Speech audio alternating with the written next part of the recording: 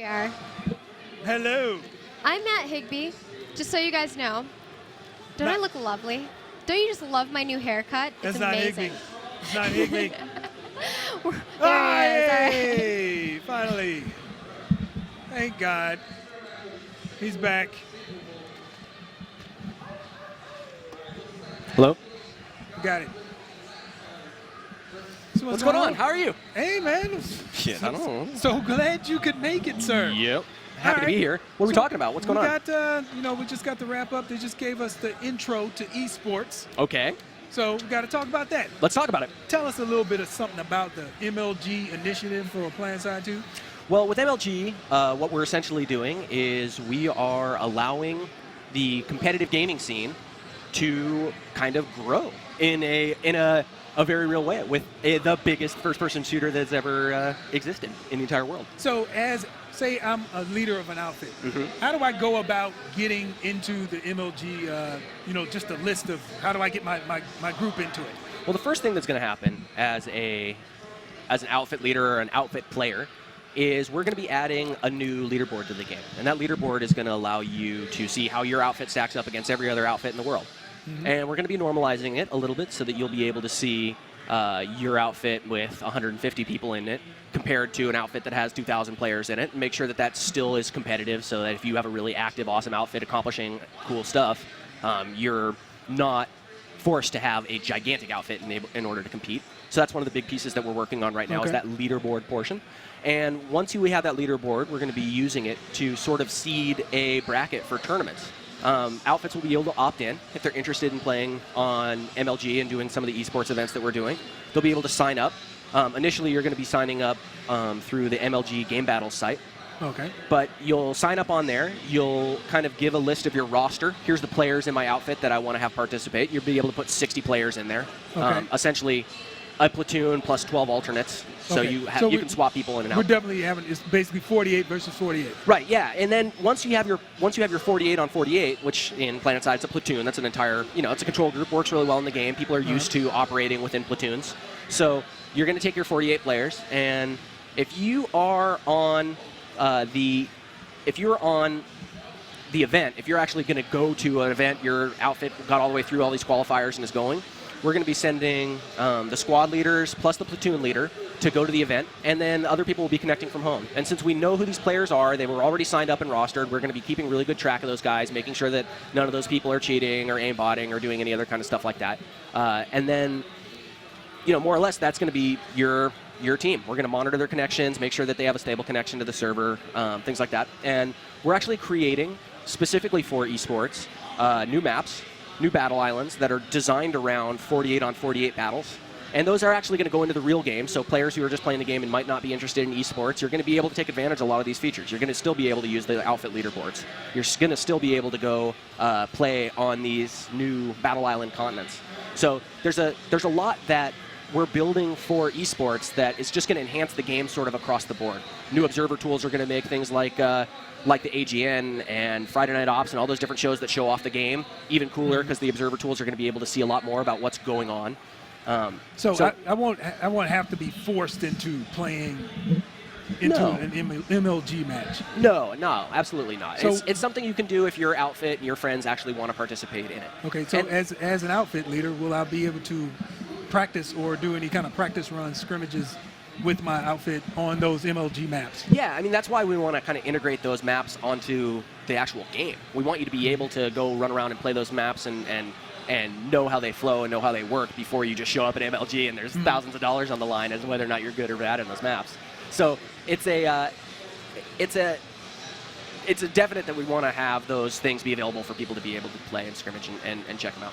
But some other things that we're building, I mean, we have to change a lot of how the game works, because if you have a bracket and it's stacked with the top 48 or 50 or 90 or however many outfits there are in the world, and you start working down it because you're winning, at a certain point, the VS are going to have to fight against another VS outfit. So being able to support things like, hey, these two outfits are on the same empire. How does that work with friendly fire and all those sort of things? That's sort of the kind of behind-the-scenes work that we're doing right now to support it. So how's that going to work with outfits that are in Europe versus outfits that are in the U.S.?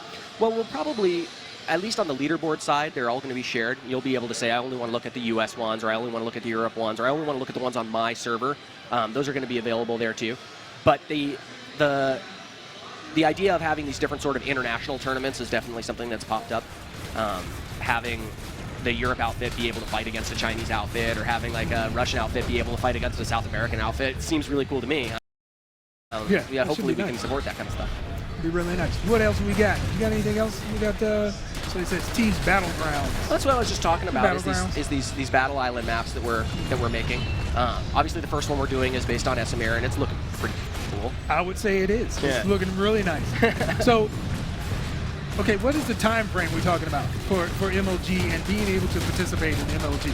Well, we're going to continue to be at the MLG events throughout the rest of the year, but we're probably not going to see an actual like PlanetSide MLG competition.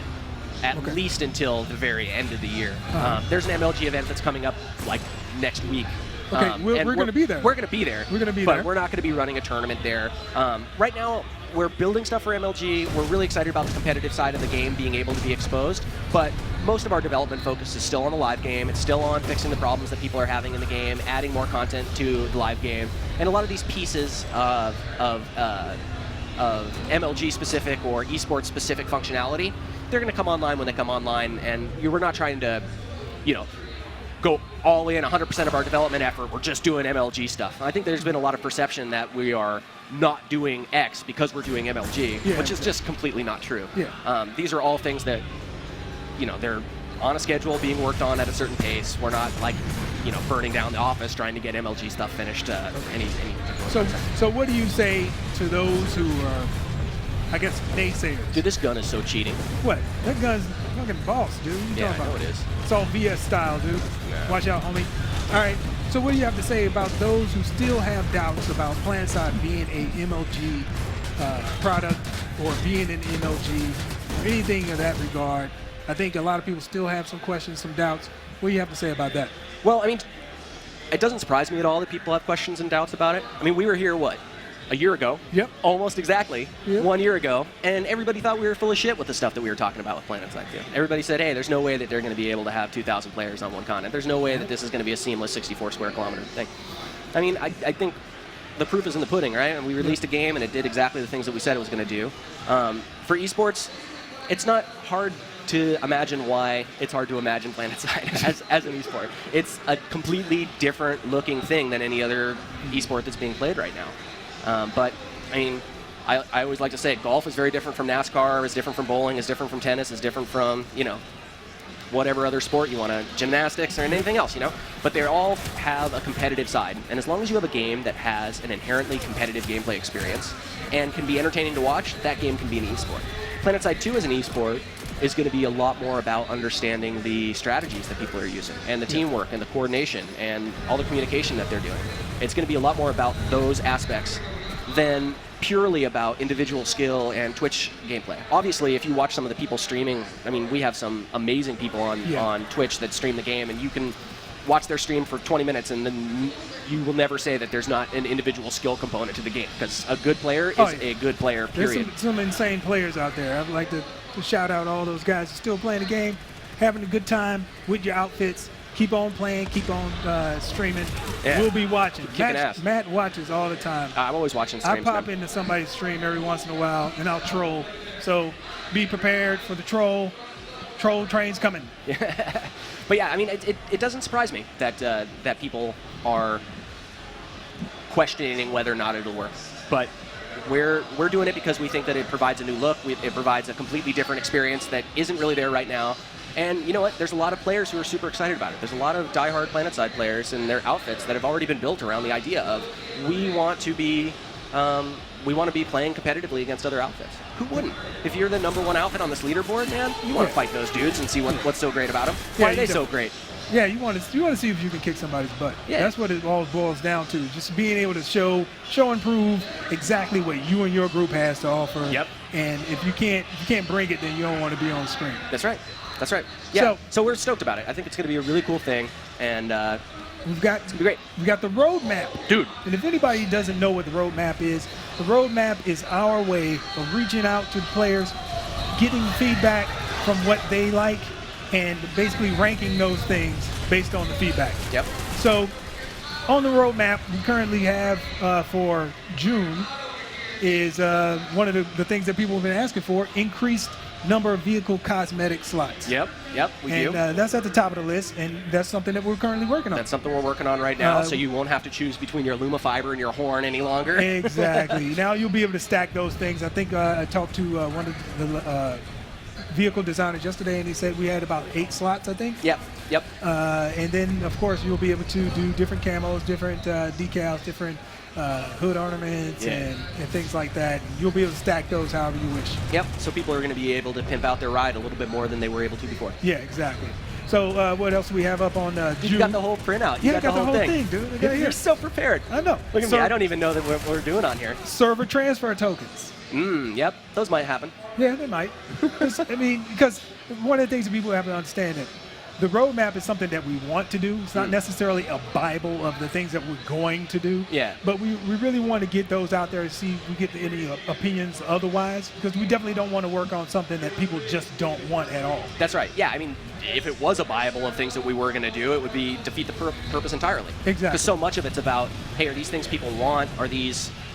The roadmap actually as a tool has been incredibly useful to me in particular because we've been able to put things out there and figure out, hey, these are the things that players actually are really interested in, and even more so than that because there's discussion threads about each one of these things on the roadmap. We can go into those, and so many times when you're creating a new feature for a game like this, it's like a crapshoot as to whether or not you're actually going to be delivering the thing that players want.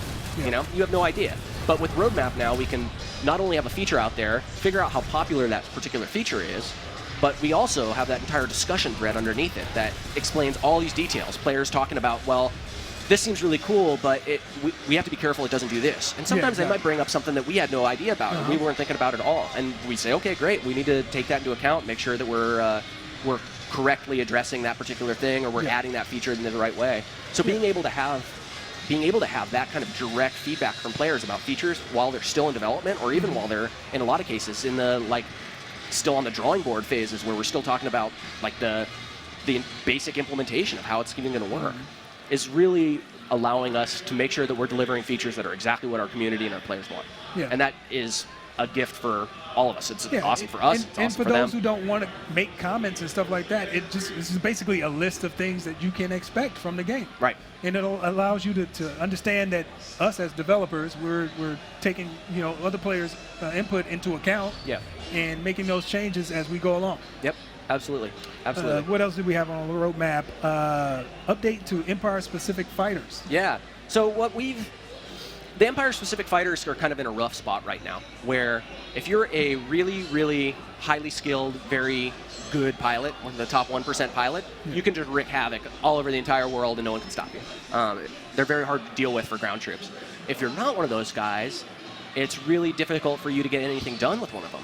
So what we want to do is we want to add a little bit more skill range to the Empire-specific fighters, and that's going to include changes to some abilities. We're talking about changing things like the way lock-on works, the way flares work, talking about changing some of the mechanics around flak and the way that flak is effective in different ways, but also adding brand new weapons to give ESFs brand new roles. So opening up a specific dedicated air-to-air fighter role that doesn't require you to be this super, super dedicated, awesome pilot to be able to do.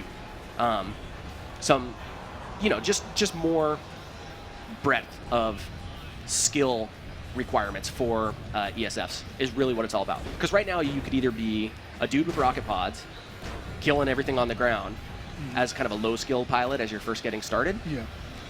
Or you can be this super, super high-skilled pilot that's running around with rotaries and afterburners and killing every single thing in the sky and on the ground with those weapons and almost be untouchable. And that's kind of rough. We want to smooth that out a little bit. So that's basically what the Empire-specific fighters update is all about. And it's going to touch more than just the fighters too. We're going to be changing some mechanics around the galaxy. We're going to be changing the Liberator around a little bit. So it's going to be a pretty major rebalancing of the air-to-ground gameplay. What do you have to say about squad and platoon management?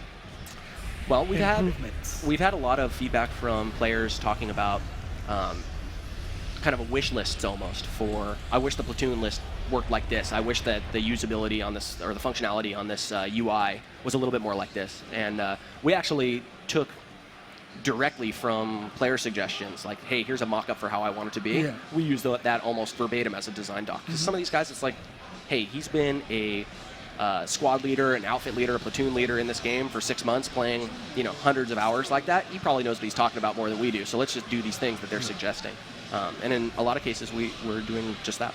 Yeah, it's good. One more. And we're going to go with, let's see, customizable squad colors. So we've got that in right now. So that came out with the last update with GU10. And right now you can totally customize your characters or your squad colors. What is this? I'm being distracted. I don't know. It's people off screen, dude, talking. Mm-hmm. Stay out of my mix, man. I'm on. Yeah, we're on TV here. I'm on live. All right, so we're going to talk about a little bit something about Player Studio. Oh, you should talk about Player Studio. That's what your I'm thing. going to do. I'm going to talk about Player Studio. All right, I'm going to check my phone. Yeah, do that. Player Studio is SOE's approach to allowing the players to build content for all the games that we currently have. Player Studio is actually up and running in EverQuest and EverQuest 2. We'll be opening it up at SOE Live for PlanetSide 2. So people will be able to create helmets and decals and camo patterns and different types of accessories for your vehicles and your character. And starting at SOE Live, which is what, August 1st? August 1st through the 4th. Yep. When we release that, we'll be releasing the first efforts of individuals outside of the development team making products for the game. And then as you make them, you will put them up on, if they get approved, we'll put them up on the store and people will get 40% of the purchase price. Is it 40%? It's 40%. That's a nice awesome. little chunk of change. Hey, you make a really kick-ass hat everybody wants. I got an idea. Yeah. Why don't you make some Higby hair? Everybody wants that. Nobody, I'm not They putting can that in make the the game. Higby hair. I'm not putting it in the game. You'll be rich. You'll Not be a gonna millionaire. happen. Not going to happen. How many submissions of that do you think you'll It's see so day one? stupid. I know. So stupid. Oh, don't trust me. Don't trust me. If you make Higby hair, it's not going in. I'm not putting it in. I'll bet you get 500 submissions of it. I guarantee you it'll be about 500. It'll be about 500. And most of them probably come from you. No way, dude. I'm not going to do that. I don't want the Higby hair in the game. No, but we'll be releasing information on how to make different items for PlanetSide 2. There's a set of rules that you have to follow in order to make a product that's gonna work, and we'll be releasing that pretty soon. And hopefully we'll have some of those things up and running in the game for SOE Live, August 1st through the 4th. Yep. Speaking of SOE Live, SOE Live. you guys should come. You gotta come. August 1st through the 4th. You definitely gotta come. It's gonna be great. Live in Vegas. Yep. I'm going to play Pygal. PlanetSide. Have I mentioned that I'm going to play Pygal? Yeah, you always do that. Yeah. I played roulette the first time. You cleaned up. I got $50, man. Come on. This is the first time I played roulette. Yeah. I walked away a winner. Roulette's a high skill game, you know? The fact that you were able to go there and win so much your first time. No skill whatsoever. What? If you would have told me what to do, I probably would have lost all my money. And then my wife so ceremoniously Tim's so pissed that we're talking about this. He's like, did you stay on script? Take my money and spend it. You want us to stay on script? What? This is Do you the know script. us? It's part of friggin'. I can't hear you, dude. You have to talk in the microphone. I don't know. We are talking, man. We're talking. Okay. Get off my back. I got a show to do. Yeah. Come on now. That was not Andre. That was Tim. That's Tim. Who's in charge of Andre. And I think the shit rolls downhill. Mm-hmm. So, Andre, you are in trouble. But anyway, what do we got coming up next? We've got. I think we're getting fired next, actually. That's all right. Yeah. I need a vacation. I need a short vacation. Oh, we got Pete. We got Pete, our good friend Pete from ProSieben, who is our partner in Europe. Yes, they are. And he brought me a nice gift from Europe, and that was awesome. I appreciate that, Pete. I'm not going to drink it, but I'm going to keep it on my shelf. Yeah. Thank you. Yeah, Pete's going to be coming up in about, 20 minutes, 30 minutes? I don't know. What time is it? We got plenty of time. 30 minutes. Anyway, let's talk about the game. Dude, look at this game. Oh, yeah. Well, hold up. We got one more thing. I've been watching this guy. Stuff. I've been watching this guy tear ass for a little while now. He's just killed a max. Who is this fool? I don't know. Somebody who's playing. What is this at the investigations of murder of Higby's hair? What the heck? What is this at the bottom of the screen? Can't escape it. What is the deal, man? Super Metal. It's all about Super Metal. Anyway, if you haven't played PlanetSide 2, get out there, download it for free. PlanetSide2.com. PlanetSide2.com. It's free to play. Yep. You don't have to buy a damn thing. Get in there, have some fun. It's a great PC game. Hey, we also got voted number 3 all-time first-person shooters in history. I know. Number 3 on the top PC 25 all-time first-person shooter games. That's amazing. Yeah. That is amazing. I was shocked. I was actually brought a tear to my eye. It's like I had to suck it up. I had to pull it back in there because I didn't want nobody to see me crying at work. Because that would be bad. But number 3, that was great. I mean, PC Gamer really had a stellar list of 25 first-person shooters of all time. I thought it was cool just to be mentioned in the same article with a lot of those games. Exactly. We beat out like games like Doom and Quake 3 and Counter-Strike. And so, of course, we got, beat out by 2 of the greatest games on the planet. Yeah, yeah. Valve does a really good job. Too bad they couldn't up their game on CS. We had to squash them. It's all right. It's all right. So it's all room in history. It's all room in history. We got some room in there. For me, it's all, like I said, it's just cool to be on that same list with those games. It's pretty I'm really pretty humbled. Awesome. I think that was awesome. So You're humbled. I was humbled, That's man. impossible. That's seriously, impossible. Dude. I could not believe it. I was like, I'm part of history now. Again. So that's great. So we got a guy who's playing the new conglomerate over here. Yeah. He's obviously, what is he playing? Light Assault? He's playing Light Assault right now. Playing Light Assault. Light Assault has jetpack. You can get to out of reach places, with his jetpack, use jump jets. Yep. For those of you guys who are watching PlanetSide and maybe seeing this game for the very first time, there's 6 different classes. Each have their own abilities. Each have their own access to different types of weapons. So they all kind of can play the game in different ways and do things in different ways. Andre's giving us the thumbs up now. Yeah. Were we supposed to talk about this the whole time? I guess we were supposed to talk about Is that what you guys were talking about? Yeah, I guess. Why do we have this whole list of crap to talk about if you want us to talk about the game? We got a schedule here. Now they told us get off the schedule. But anyway, I saw you playing Infiltrator yesterday. I've been playing this Infiltrator is a lot. new for you, right? No, I'd played Infiltrator a little bit, but right now I'm very dedicated to my Infiltrator character because that's the next big class update that we're doing is Infiltrator. What level are you? That character is battle rank 22, I think. But I just started him like 2 weeks ago, so don't judge me. I'm not judging you because I just started an engineer and he's 20. Yeah. So, I usually play Heavy Assault. Everybody who watches the Command Center, which is on this Thursday. Is it? Are we doing a Command Center? Live Thursday. I have no clue what's going on 12 here o'clock. I usually play Heavy Assault, but now I'm switching it up. I'm going to play Engineer, and I got in over the double XP weekend. Yeah.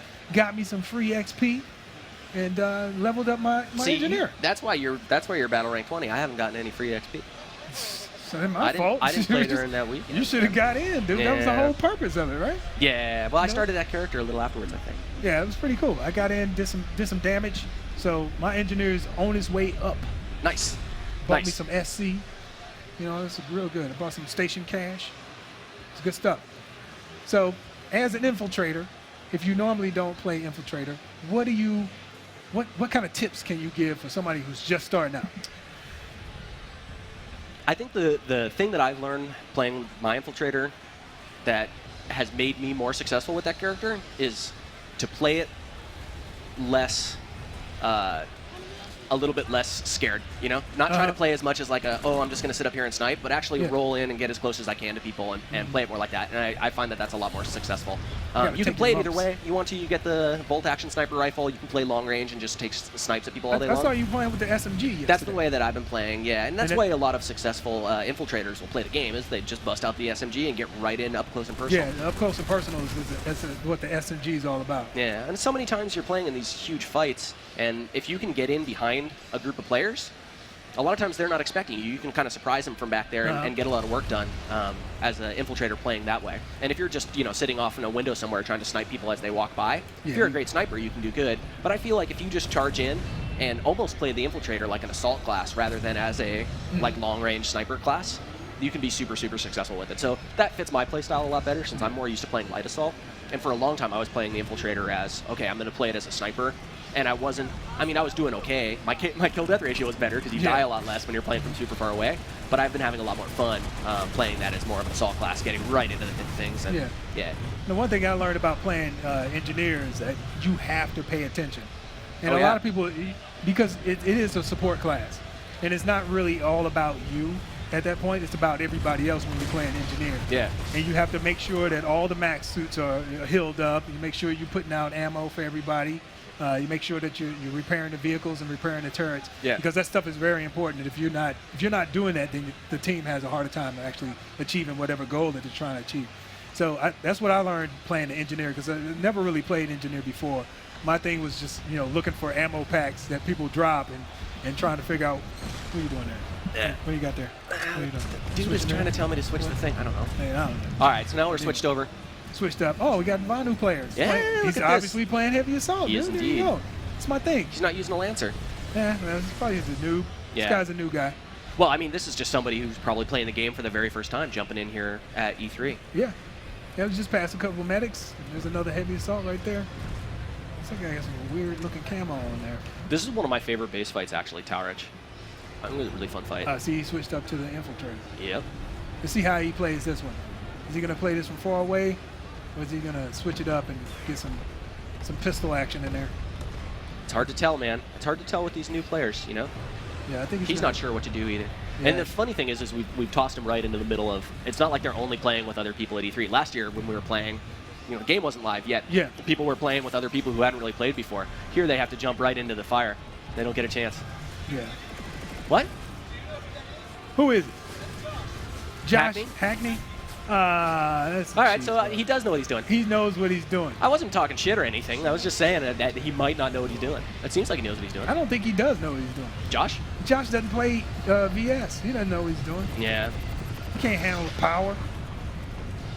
Josh is a TR guy, dude. I feel sorry for him. Yeah. He's got to deal with that TR stigma. Well, he likes, giving orders, following orders. He's a producer, man. He likes Yeah. order. So he's That's getting his whole shot from thing. behind. He's getting shot from behind. Look at him. He's running scared. Mm-hmm. Find somebody to kill, Josh. He figured out how to use his cloak. You're messing my stream up. What are you, blind throwing now, dude? You're not going to hit nobody with that. Well, he You just got got it over in that corner. He scorched the metal on the building a little bit with that grenade. Good job there, Josh. Let's switch this over, man, because he's boring me to death. See, Let's watch somebody who's never played before so we can Exactly. actually get somebody who knows what they're So doing. we're back on Esamir. It looks like he's in is that the Bulldog? Russ, dude, you need to play. Yeah. Russ actually plays. He plays a Russell lot. Shanks. He plays a lot. He's like level 95 or something crazy. Yeah. He does nothing but play PlanetSide. We're at work trying to figure out where our paychecks are. He's playing PlanetSide. See, all right, because this guy's sniping. Check him out. Almost. Mm-hmm. So close. You got a good hit. He's got one, but I think he's too far away, though. You got to get up in there, man. Did he get one? No, he got an assist. He got an assist. Got an assist. So we got somebody in the Mosquito, and they're helping out. This is kind of a little tiny skirmish going on here. Yeah, it's a This small isn't much of skirmish. a big fight. And where are they at right here? Where is this? Where are they located? This is Echo Valley. I Echo think. Valley. So if anybody's watching, go out Is that there what it is? and I can't read it. Go out there and just Yeah, Echo Valley substation. gang up on these guys. Give them a hard time. What was that, dude? You just committed suicide. Yeah. Next. We have to go to the next one, dude. We can't have people killing themselves. Okay, so tell us about some map changes that we've got coming up. Right now, Esamir is actually going through some pretty big map changes. We're taking each one of these bases and doing something similar to what we did on Indar. So going back through some of these version 1 facilities and bases and, sprucing them up, giving them a little bit of extra love, making them a little bit more defensible, making them more interesting. They have kind of more unique gameplay. One of the big things that they're getting that a lot of people are interested in is they're getting dome shields over the top of them, which is something we're trying out to see how that feels. And this is something to be noted that we do this all the time. We make changes to the maps constantly. Yeah. To improve the game, to make sure that it plays well and it stays fresh and people are actually enjoying the game on a day-to-day basis. Yep, absolutely. Yeah, and a lot of it's just based on player feedback. Yep. And some of it's based on things like looking at kill heat maps and figuring out if this one particular base, this one's being fought over a hell of a lot. Let's do some stuff to make it cooler so when people are fighting over it anyway, it's a more fun fight. It's good stuff. So we got a Reaver here. Yep. NC Reaver is coming up on this base. What base is this we were talking about? That's ISA.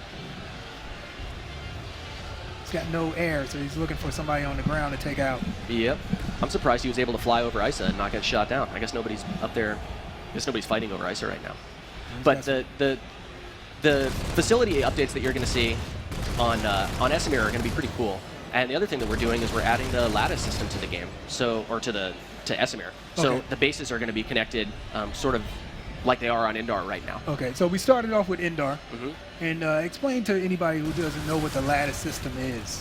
Essentially, when we launched PlanetSide, and okay, he's trying. What trying the to hell ram was people. that? Oh, he bailed out. So Oh, he's light assault, so he's good to go. Yeah, see, now nice that- move. now that That's is a nice smart. move. Who did that? Who did that? Was that you? Nicely Good done. job there, buddy. Nicely done. Good job. Cookie for him. Well, when we kind of started, and what's going on here on Esamir is we had a system that was based on hex adjacency. So each one of the bases is made up of several hexagons, and if you were touching another base, you could attack that other base. With the Lattice System, what we're basically doing is we're creating fixed links between bases. So instead of being able to attack 5 or 6 different bases from one that you own right now, maybe you can attack 2, maybe you can attack 3. Sometimes it's 4. It's different depending on what the base is, what kind of flow we want to have between them. But essentially what it does is it allows for defenders, more than anybody else, to know where attackers are going to be coming from so that they can set up defenses in advance. And previously we saw a lot of players just attacking, always attacking, and if you were attacking here and you ran into somebody else, it was really easy for you to just go left and attack that way instead, or go right and attack that way instead. And there's too much of an onus on the defending players to be able to reposition, to be able to respond to those attacks. But with the Lattice System, we have these kind of more fixed lanes now. So when somebody's fighting at this base, you kind of have an idea that they're going to push through to this next one and push through to this next one. So if you lose this base, you know, okay, if we fall back to this position, set up our defenses, get our turrets up, get some vehicles out, we can hold them here and push back the other direction instead.